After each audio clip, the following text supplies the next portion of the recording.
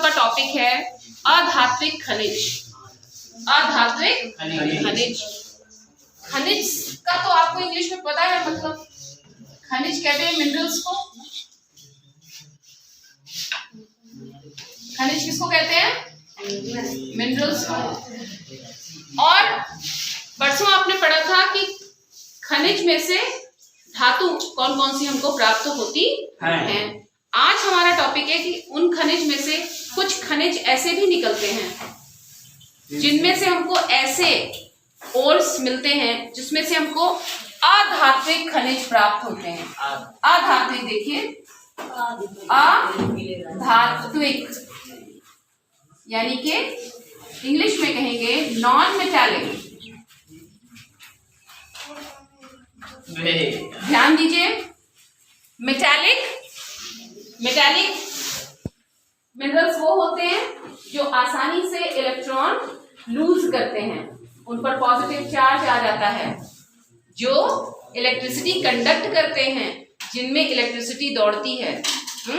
और non metallic वो हैं जिनमें इलेक्ट्रिसिटी रन नहीं करती।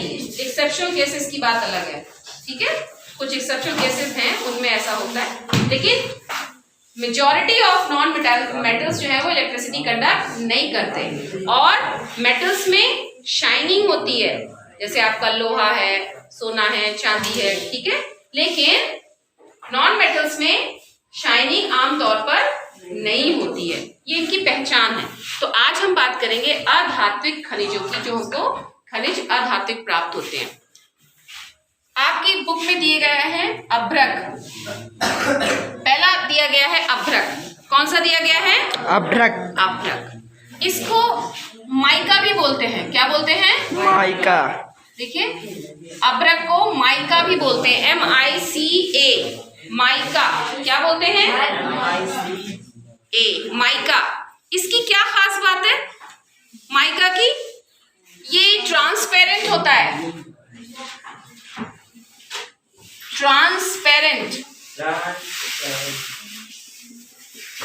ट्रांसपेरेंट का मतलब होता है जिसके आर पार देख सकें आप। पारदर्शी हिंदी में बोलते हैं। क्या बोलते हैं? पारदर्शी। ये ऐसा नॉन मेटल है, अधात्विक खनिज है, जिसके आर पार आप देख सकते हैं। आर पार देख सकते हैं, उसके लिए शब्द क्या है? पारदर्शी, इंग्लिश में ट्रांसपेरेंट। माइका के लिए ध्यान रहेगा, माइका कैसा होता है? पारदर्शी होता है, ट्रांसपेरेंट होता है, जिसके आर पार आप देख सकते हैं। और ये तापरोधी भी होता है। इसका मतलब क्या हुआ? इसका मतलब ये हुआ कि ये हीट को एब्जॉर्ब नहीं करता। धूप में अगर रहेगा तो ठंडा रहेगा, हीट को एब्जॉर्ब नहीं करेगा। अगर गर्मी को एब्जॉर्ब नहीं करेगा तो क्या होगा? ठंडा रहेगा। इसका मतलब इसकी जो ऊपर की कवरिंग होती है वो गर्मी को अंदर नहीं जाने देती। समझ में आ रही बात? तापरोधी होता है। और ये कलरलेस भी होता है।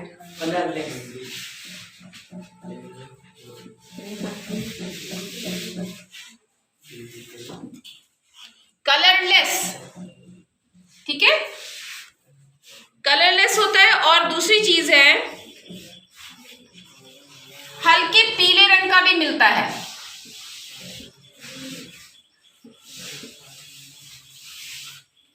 हल्का पीला रंग और हल्के काले रंग का। इसका क्या मतलब हुआ कि हम कह रहे हैं कि कलरलेस भी होता है, हल्के पीले रंग का भी हो सकता है और हल्के काले रंग का भी हो सकता है, जैसे ग्रे कलर का होगा। इसका मतलब ये है कि खनिज कहाँ बनता है?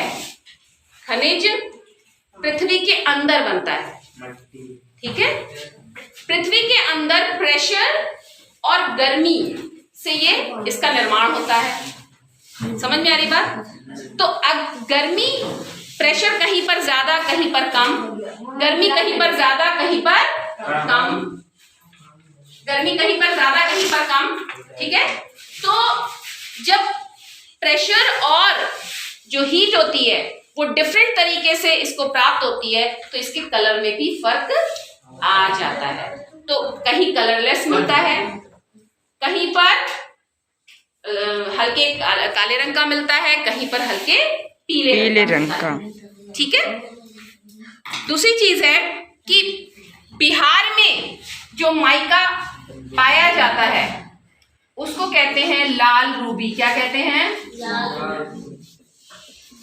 ध्यान रखिए इस चीज का, याद कर लीजिए।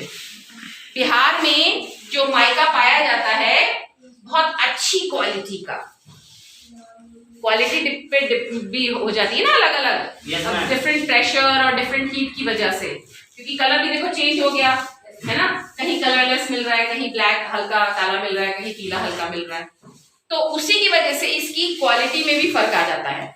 तो बहुत अच्छी क्वालिटी का जो माइका मिलता है, अभ्रक मिलता है, वो होता है बिहार में मिलता है और उसको लाल रूबी कहते हैं। क्या कहते हैं? लाल रूबी। क्लियर है ये बात? ठीक। विद्युत का असंवाहक होता है, विद्युत का असंवाहक,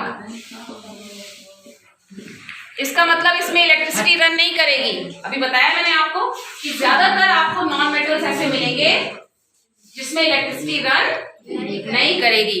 तो यहां पर आपको अभ्रक के बारे में बताया कि विद्युत का असंवाहक होता है। सेकेंड आ जाते हैं, अभ्रक में एक और चीज जानिए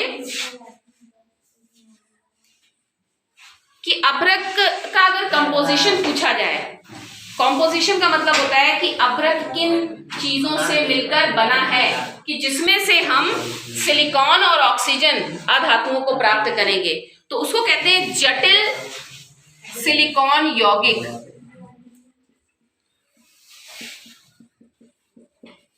जटिल सिलिकेट यौगिक।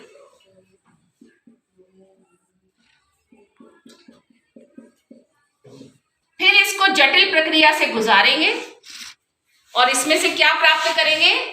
सिलिकॉन और ऑक्सीजन। सिलिकॉन का सिंबल होता है Si। सिलिकॉन का सिंबल क्या है? Si। सिलिकॉन। और ऑक्सीजन प्राप्त होगा ऑक्सीजन। ऑक्सीजन का सिंबल आपको पता है O, पता है ना? ओ यस मैम। तो यहाँ पर इस प्रोसीजर को समझिए। अभ्रक का कॉम्पोजिशन क्या होता है?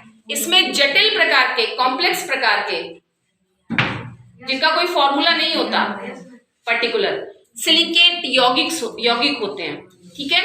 और उसमें से आपको मिलता है, जब आप जटिल प्रक्रिया से इसको गुजारते हैं, एक्सट्रैक्शन की प्रोसेस की प्रक्रिया से गुजारते हैं, गर्म किया जाता है, तोड़ा जाता है, बहुत सारी चीजें उसमें की जाती हैं अकॉर्डिंग टू नीड, सिलिकॉन मिलता है और ऑक्सीजन मिलता है। ठीक है, समझ में आ रही बात? क्लियर है? अब आते हैं कार्बन, संगमरमर पर। आपको एक और अधात्विक खनिज खुदाई में प्राप्त हो रहा है, जिसमें से आपको मिल रहा है कार्बन। क्या मिल रहा है? कार्बन।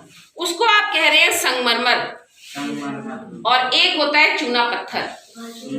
अब दिमाग में ये बात आती है कि संगमरमर भी लिखा है और चूना पत्थर भी लिखा हुआ है।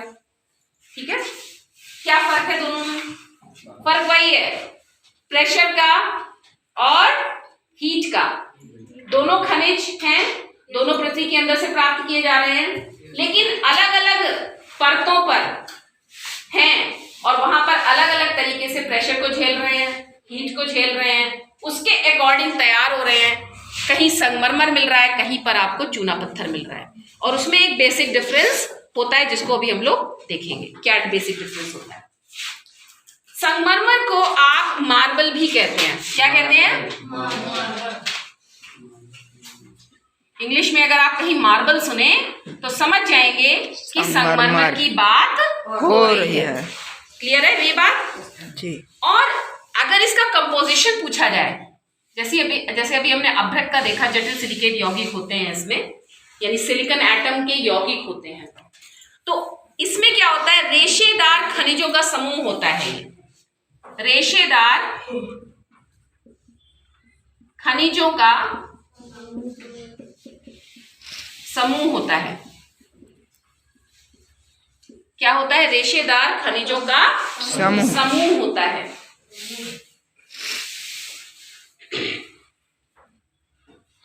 और ये पृथ्वी की तलछटी चट्टान में पाया जाता है। मैंने बताया ना आपको कि फर्क क्या हो रहा है।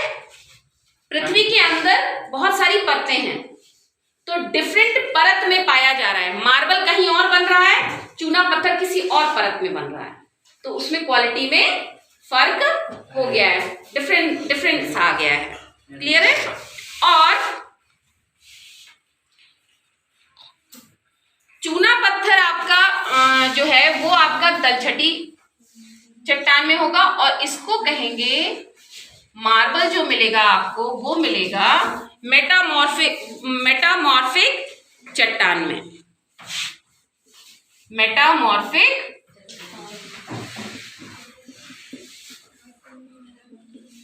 ध्यान दीजिए, मार्बल कहाँ मिल रहा है? संगमरमर मेटामॉर्फिक चट्टान में पृथ्वी के अंदर, और चूना पत्थर कहाँ मिल रहा है? तलछटी चट्टान में।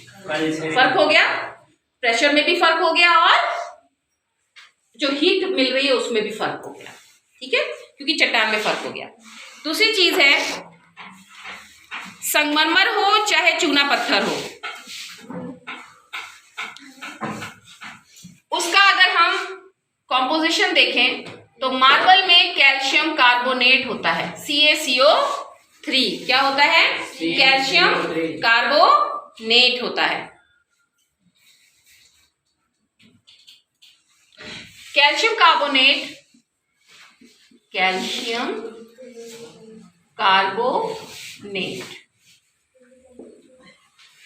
तो ये किस प्रकार का मिनरल है? कार्बोनेट प्रकार का मिनरल है।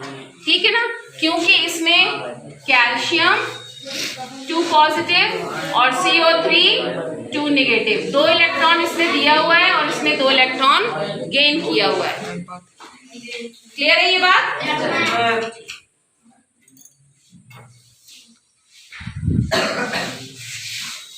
राजस्थान में पाया जाता है।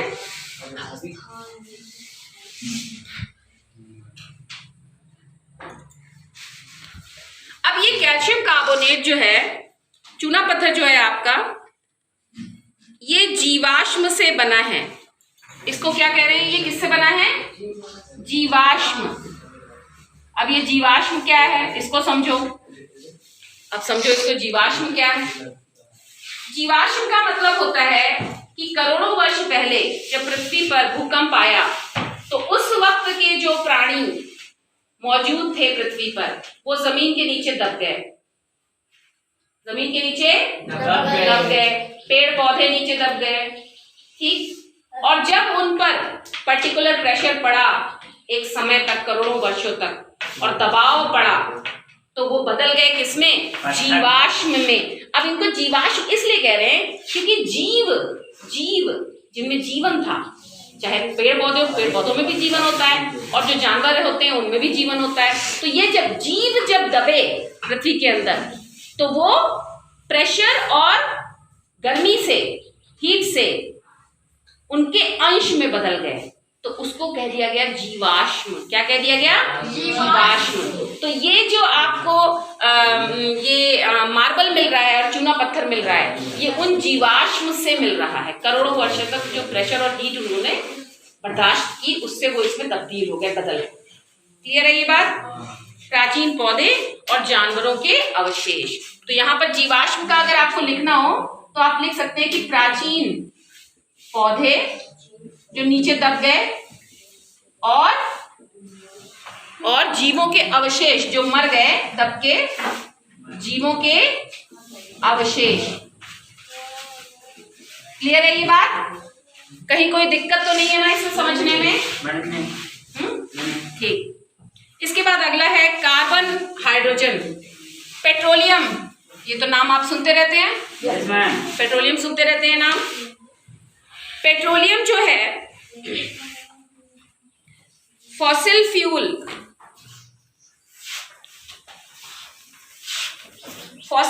है। ये भी वही है, ये भी आपको किससे प्राप्त होता है? जीवाश्म से प्राप्त होता है। ये भी आपको, लेकिन फर्क क्या होता होगा? जमीन की गहराई में फर्क होता होगा, प्रेशर में फर्क होता होगा, और जो हीट प्राप्त होती है जमीन के अंदर उसमें फर्क होता होगा, जिससे इसका जो प्रॉपर्टीज है वो चेंज हो जाती हैं। ये भी हमको एज ए फॉसिल फ्यूल मिलता है। अब पेट्रोलियम में बहुत सारी चीजें आपको मिलती हैं। क्या मिलता है?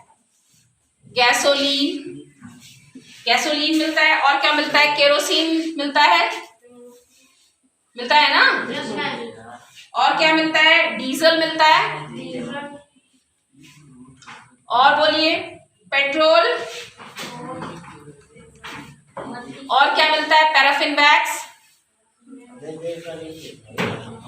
मोम जो मिलता है, मोम है ना, पैराफिन वैक्स, मोम जो आप इस्तेमाल करते हैं वो भी पेट्रोलियम से मिलता है।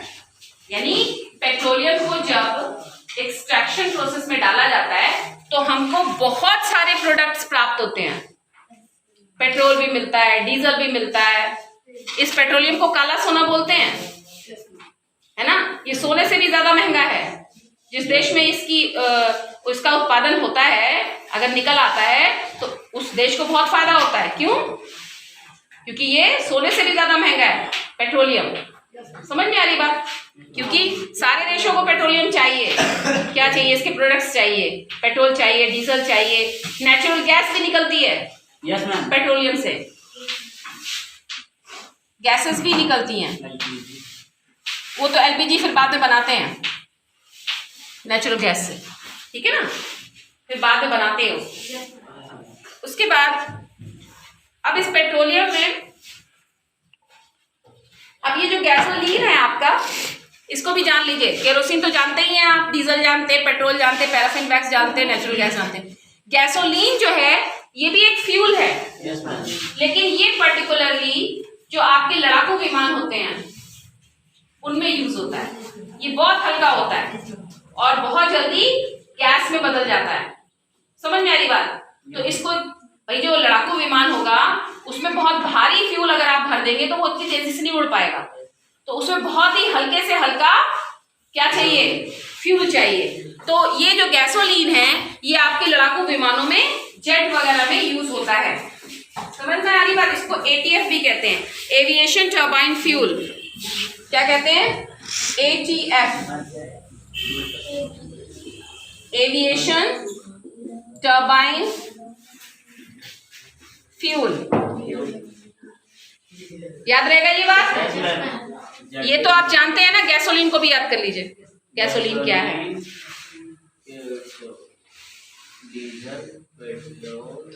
अब देखिए,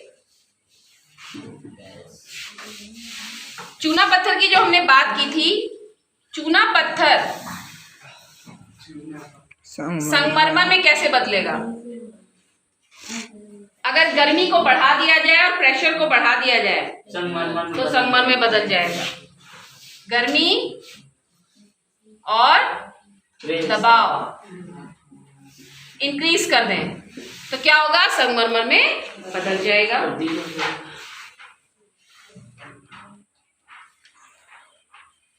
इसके आगे चलते हैं।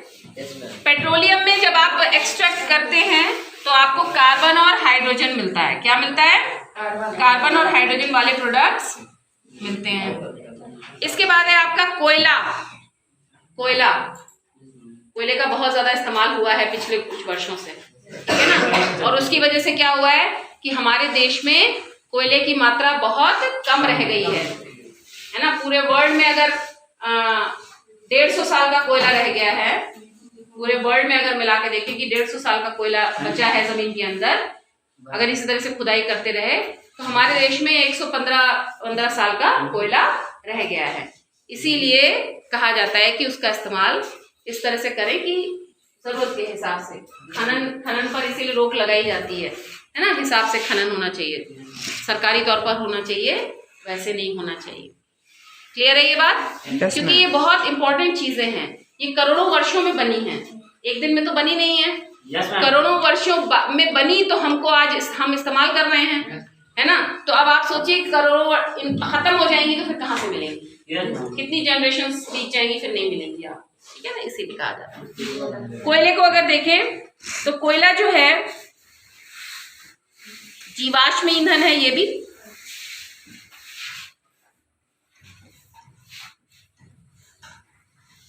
भी जीवाश्म ईंधन है। अब जीवाश्म ईंधन को एक्सप्लेन करने की जरूरत नहीं है ना, समझ रहे हैं ना। जीवाश्म ईंधन, कोयला भी जीवाश्म ईंधन है। सबसे अच्छा कोयला एंथ्रासाइट, कौन सा, एंथ्रासाइट, नाम याद कर लीजिए, एंथ्रासाइट, ठीक है। सबसे अच्छी क्वालिटी का कोयला एंथ्रासाइट। क्या हुआ, एंथ्रासाइट, ANTHRASITE, एंथ्रासाइट।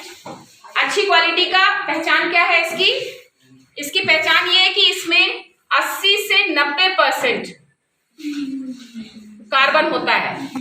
इसका मतलब क्या हुआ, कोयला वो अच्छा होता है जिसमें कार्बन की मात्रा ज्यादा से ज्यादा होती है। और इसकी पहचान ये है कि ये नीली लौ के साथ जलता है। किस लौ के साथ जलता है, नीली लौ के साथ जलता है। लकड़ी वगैरह भी अगर आप जलाइए तो जो लकड़ी में नीली लौ निकलेगी तो समझ जाइए कि ये अच्छी क्वालिटी की लकड़ी है। यस मैम, ये अच्छी क्वालिटी की लकड़ी है। तो कोयला जो एंथ्रासाइट कोयला अच्छी क्वालिटी का कोयला होता है वो नीली लौ के साथ, नीली लौ, हाँ, और नीली और छोटी लौ, छोटी छोटी लौ निकलती है उसमें से, है ना। उसका पहचान है कि वो अच्छी क्वालिटी का है।